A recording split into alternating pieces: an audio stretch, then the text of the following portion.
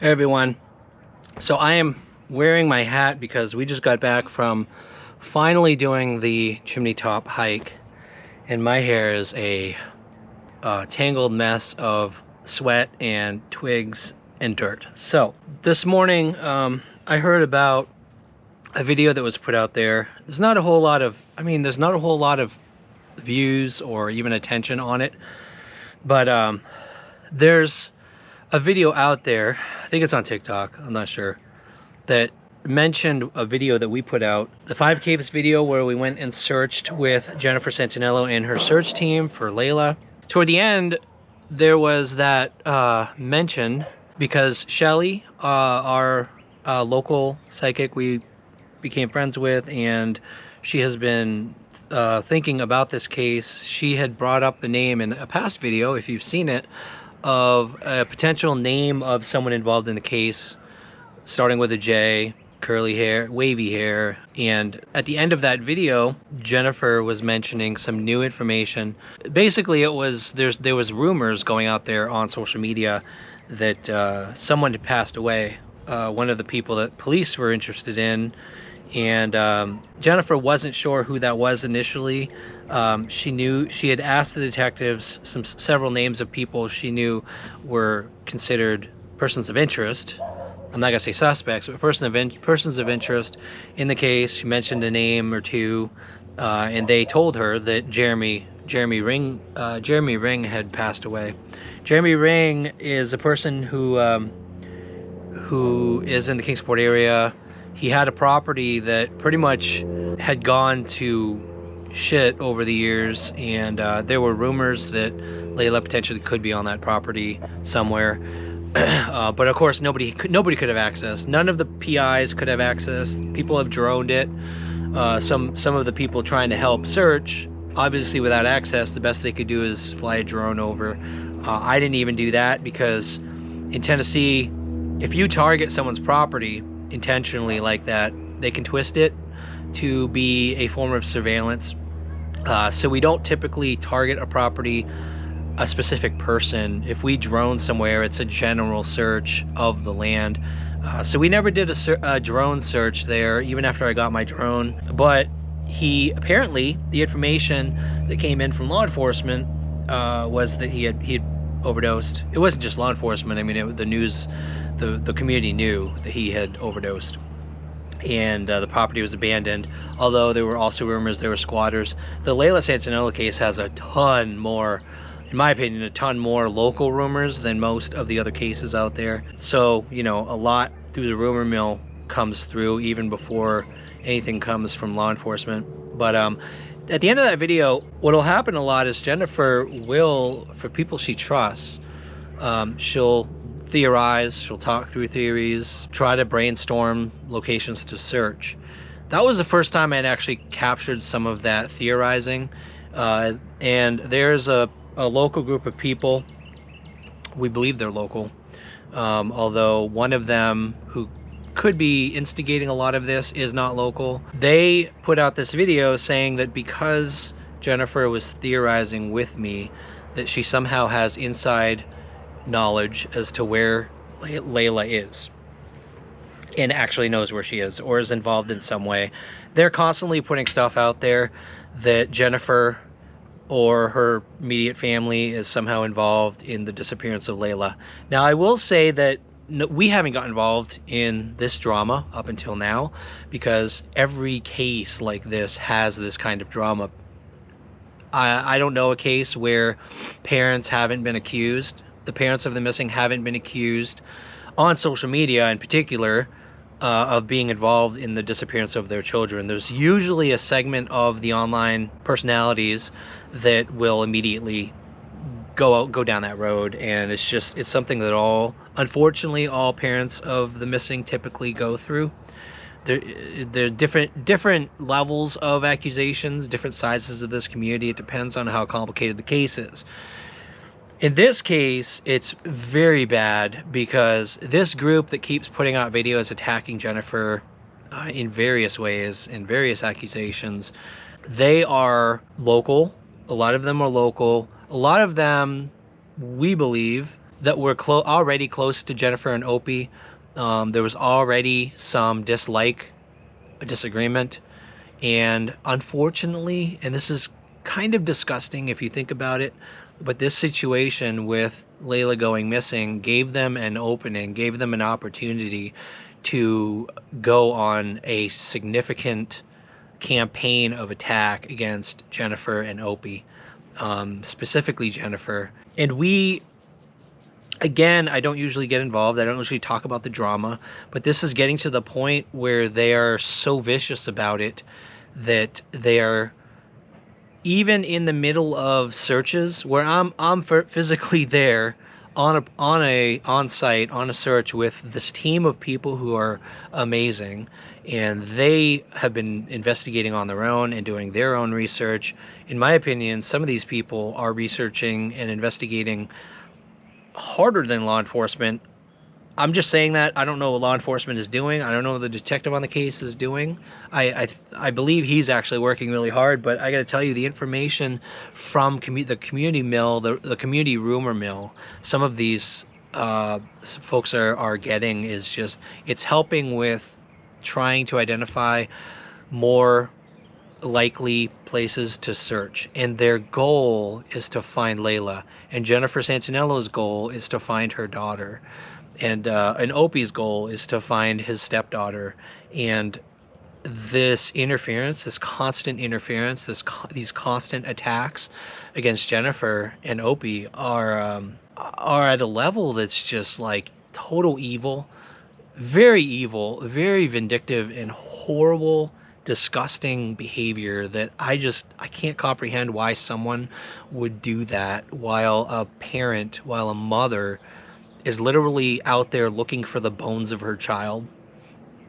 I have seen her crying on location sometimes, and sometimes not able to actually go because of the emotion that everything entails, and witnessing it myself, witnessing how just having to go through the action of walking through land and looking for remains of one's daughter.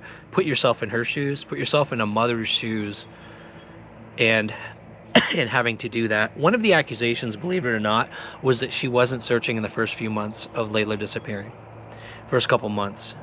And if you think about it, if you think about being a parent of a person who goes missing, of a child who goes missing, your first instinct is not to assume that they passed away. You're not going to go out and start looking for the remains of your child in the first weeks or the first months. You're going to assume and hope beyond hope that they're alive. And you're going to start calling people and texting people and contacting friends, which is what she was doing in the first few weeks. She was working with police to try to track down, where did she go? Who did she talk to? What was she doing at the hotel at AmeriCorps? Who did she talk to? And all of that stuff was to identify whose place she was at alive. Where was she alive? Yes, after the first few months, then a parent is going to start being forced to entertain the possibility that her child is no longer with us, and then start searching. I was led to believe at the beginning of this case, and I'm not going to say who led me to believe this, but I believe it's the same person that's probably behind a lot of instigating this group to keep attacking Jennifer. She had me 100% convinced that Jennifer and Opie were to be avoided, that they weren't actively searching, that they were involved in the drug community, a whole bunch of different things. I was convinced of that, and I avoided reaching out to Jennifer. I actually did reach out to Jennifer. I tried at one point, and she's got, at this point, she has a big TikTok following. After Layla disappeared, she started doing TikTok to bring awareness to her daughter's case. Once she started searching, once she started looking for her daughter and trying to get the word out there, it was the one medium that actually allowed her to get more people, get more searchers, get more assistance, bring attention to the case. I think these folks who are attacking her too hate the fact that she has that platform now, which is strange, but I get it. People are often jealous of people who have a platform if they don't. And so I think that's another reason. So I was convinced, and I avoided other than the one time I tried to contact her, which she didn't respond.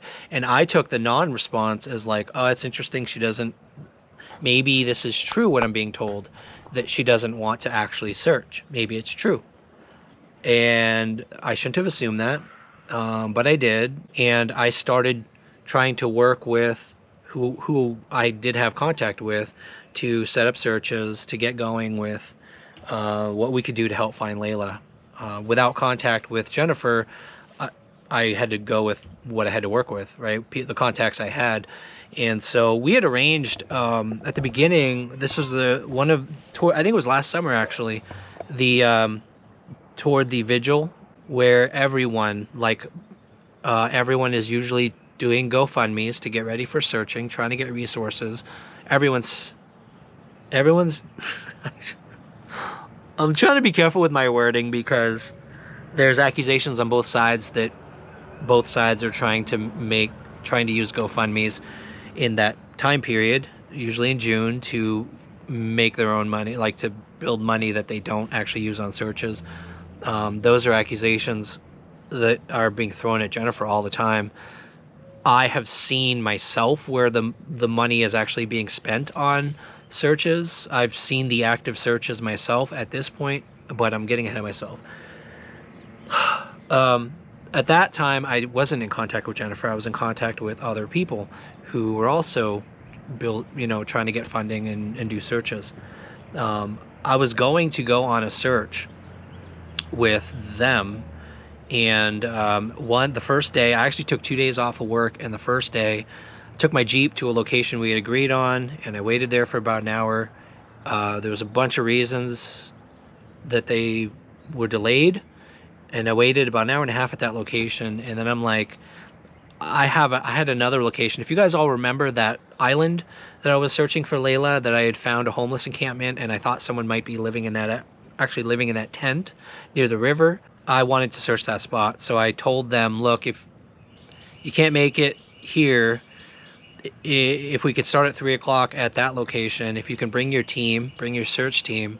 I assumed they had search resources because I saw on Facebook where they were collecting resources, funding for, and apparently, like I saw posts saying I've got dogs, I think, at one point, and search group. So I was expecting that eventually the search team would show up. Since I waited till 3 o'clock, I didn't really believe in this location. It was a Moody Bluff where she wanted to go, and I didn't really think that was, because I had already searched it. I didn't think that was a good place to search, but I was willing to just do it with them again. But since they didn't show up, I said, there's this other place at this island. There's an abandoned encampment, homeless encampment. I need to check out, and I don't want to do it alone. If you guys could come, bring your search team, bring whoever, and we can do that together as a group. I went there, and I waited another hour, and there was more reasons why they were being delayed again. And eventually, I got a text where one person was going to be dropped off. It wasn't a search team. It was one person was going to be dropped off, a female. And I was like, I told them, this is a security issue. I want to go in this place with a group. I don't want to go alone. And I've never met this woman either. So why would anyone drop off a woman with a person she's never met? I don't know. It was a weird situation, and I just didn't feel comfortable, and I didn't want to do it alone with just one person, and that wasn't working out. And I just told them, look, for security reasons, forget about it. Go take care of what you got to take care of today. Go do your thing. I'll just arrange some other searches. I decided to reach out to Jennifer again because she had also been posting that she was trying to get some searches together, would like to search, and I hadn't heard anything that week. But since I had taken 2 days off and I was desperate, I reached out to her, and I'm like, because the next day I wanted to search that location. And if she had a search team, if she actually had a real search team, then they could come help me and help with the security of this search. And so I texted her and I said, look, I don't know what the deal is with these other folks. They were going, only one person was going to show up. I see you posting that you have a search group. You have people.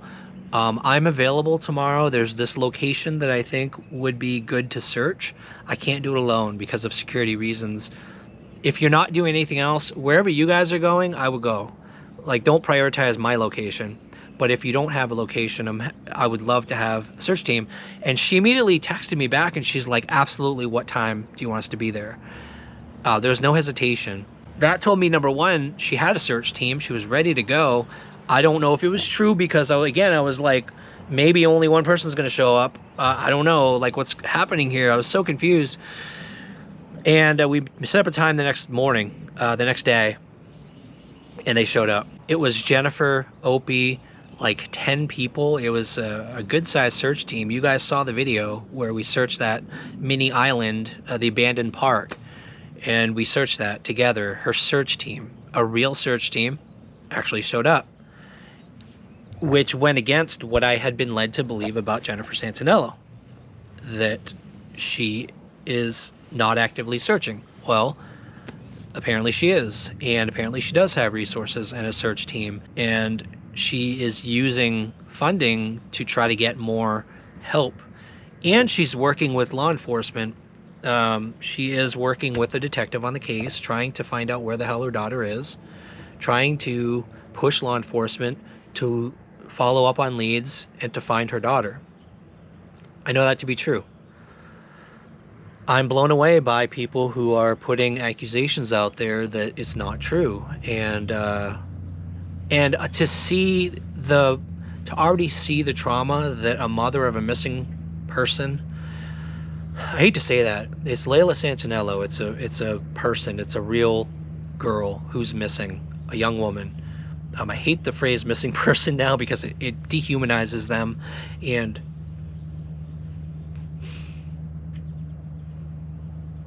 seeing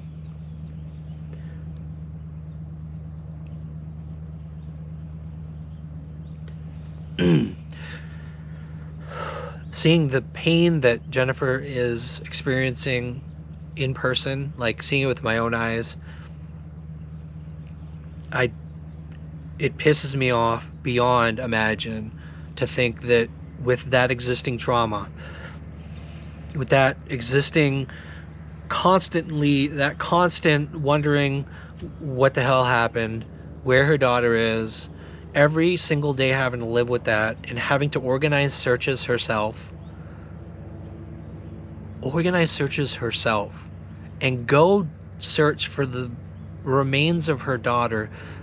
Every time there's a search like that, every time there's a clue or anytime there's anything that comes up that could be a potential location or a potential anything, it's like this new trauma. Like she's got to relive trying to find the remains of her daughter herself. I don't know why she does these searches. I don't know. I see her constantly wanting to go. Opie's amazing. Opie kicks ass on these searches. He wants to search everywhere. He wants to go everywhere.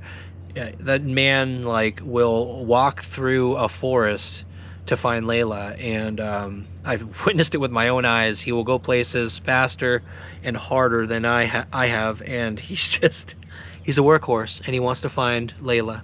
And I don't know why Jennifer goes, because it's hard on her. It's traumatic. Every time I see her, she's sad, and she can barely even do it, but she does. She searches as hard as anyone else. In the rain.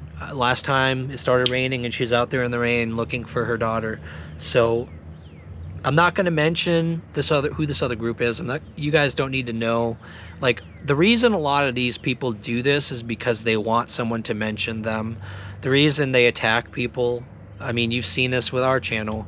Whenever someone attacks, we ignore them because of that. Like, they want you to mention them. Last thing you want to do is mention their name and get everyone who's watching to be like, ooh, who's this? What are they saying? And then you drive up their traffic, and then you just make matters worse, and the evil people get more attention. And I don't want to do that. All I want to say is anyone, this is the message I want to put out there today, is anyone who would attack the mother of a missing woman who is actively searching.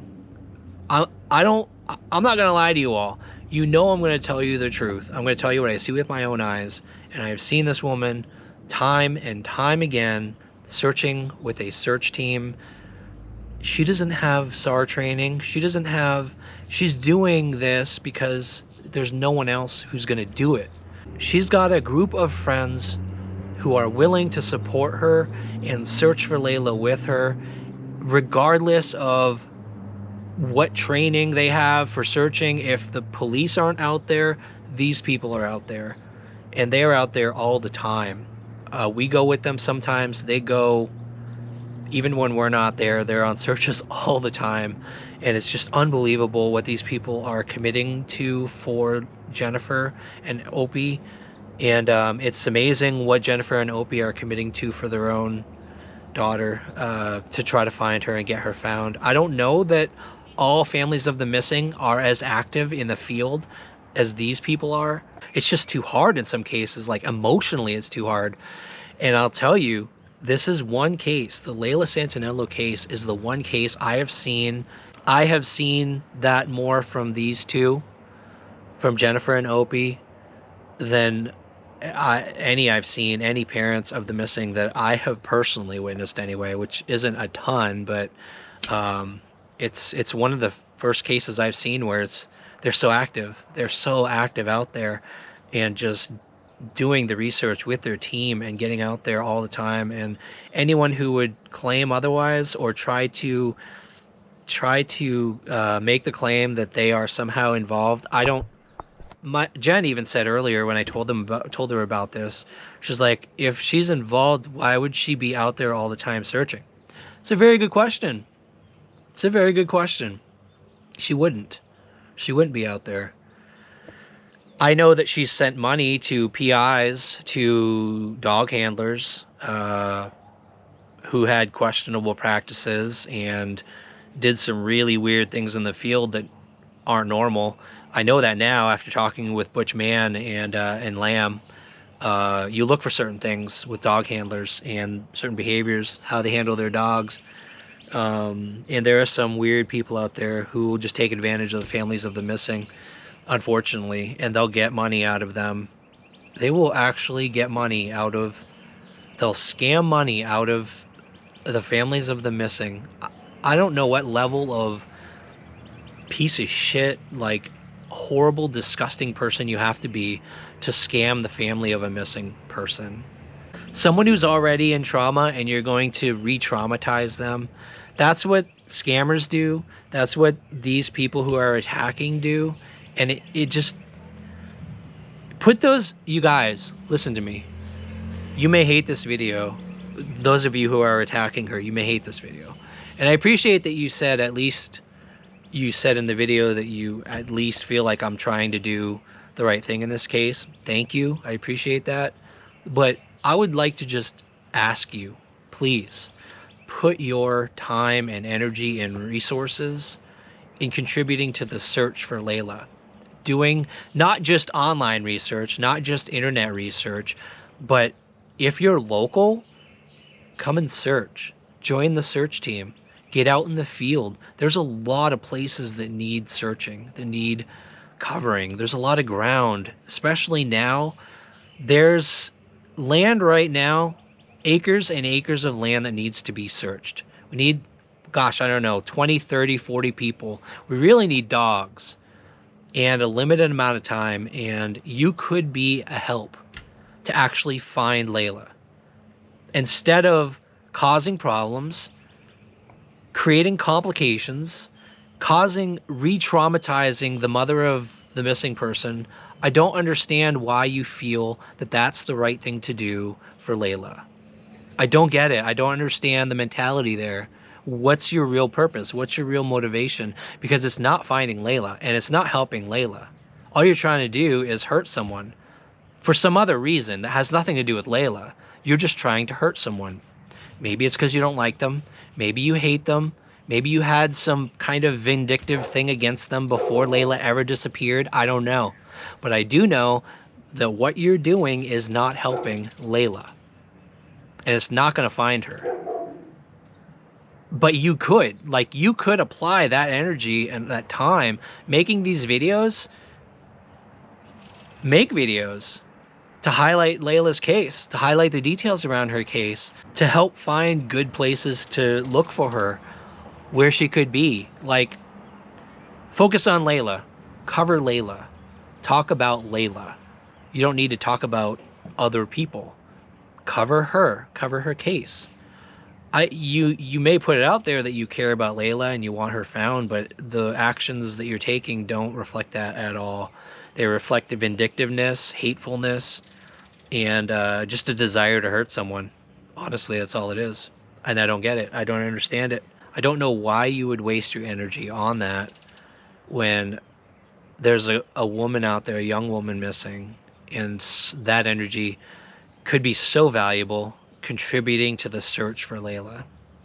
And I would just implore you, I ask you, and I would pray for you to reconsider your approach and instead refocus on contributing to the searches. Come on some of these searches. Come on some of these searches and help look for her, please. It's the best thing you can possibly do. That's the best way you could spend your time if you really care about Layla Santanello getting found. So that's all I got to say today. Thank you for your time. Appreciate all of you viewers who are watching this. I'm sorry to bring drama to the channel. It's not really drama. I guess it is. So anyway, appreciate you all. Love you all, and we will see you next time.